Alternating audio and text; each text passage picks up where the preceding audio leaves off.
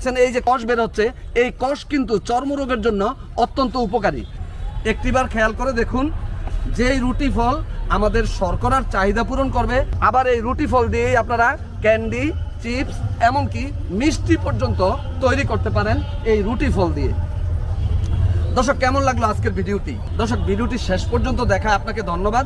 ভিডিওটি আপনার ফেসবুকে শেয়ার করে দিয়ে সারা দেশের জনগণকে এই রুটি ফল সম্পর্কে জানার সুযোগ করে দেওয়ার বিনীত অনুরোধ জানিয়ে শেষ করছি আজকের কৃষিতে বিষয়। ভালো থাকবেন, ভালো রাখবেন, এই প্রত্যাশায় শেষ করছি। আল্লাহ হাফেজ।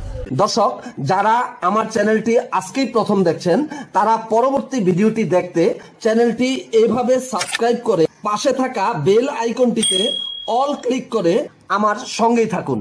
এভাবে একটি একটি করে প্রযুক্তি ছড়িয়ে যাবে সারা দেশের কৃষক ভাইদের কাছে।